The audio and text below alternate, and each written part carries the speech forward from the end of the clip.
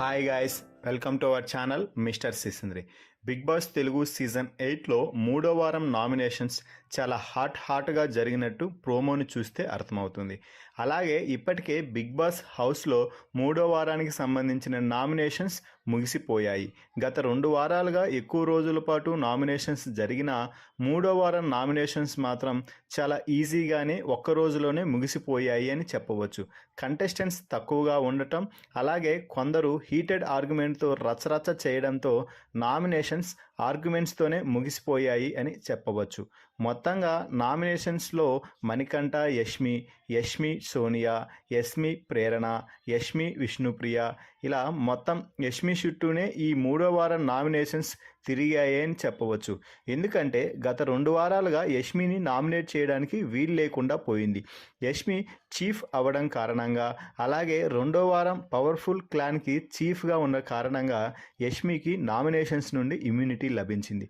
అయితే ఈ వారం యష్మి చీఫ్ పదవిని నాగార్జున తొలగించడంతో యష్మిని నామినేషన్స్లోకి తీసుకువచ్చారు హౌస్మేట్స్. దీంతో ముఖ్యంగా నాగమణికంఠ యష్మి మధ్య అయితే ఒక రేంజ్లో ఫైట్ జరిగింది అని చెప్పవచ్చు. ఫైనల్గా ఇది ఇలా ఉంటే ఈ మూడో వారానికి సంబంధించిన నామినేషన్ లిస్ట్ కాసేపటి క్రితమే బయటకు వచ్చింది. మొత్తం మూడో వారం 8 మంది కంటెస్టెంట్స్ నామినేషన్స్లోకి రావడం అయితే జరిగింది. ఆ 8 మంది కంటెస్టెంట్స్ ఎవరు అంటే విష్ణుప్రియ, యష్మి గౌడ, ప్రేరణ, అభయ్ నవీన్, పృథ్వీరాజ్, మణికంఠ, నైనిక, సీత. ఇక ఈ వారం అభయ్ నామినేషన్స్లోకి రావడం కూడా విచిత్రం అని చెప్పవచ్చు. ఎందుకంటే అభయ్ చీఫ్గా కొనసాగుతున్నాడు. ఇక మరో చీఫ్ అయిన నిఖిల్ ఈ వారం నామినేషన్స్ నుండి తప్పించుకున్నాడు. అలాగే నబీల్, అలాగే సోనియా, ఇక ఆదిత్య కూడా ఈ వారం నామినేషన్స్లో లేకపోవడం ఆశ్చర్యపడాల్సిన విశేషం.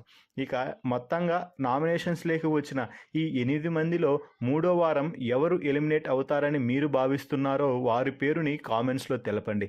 Please subscribe our channel mister సిసింద్రి.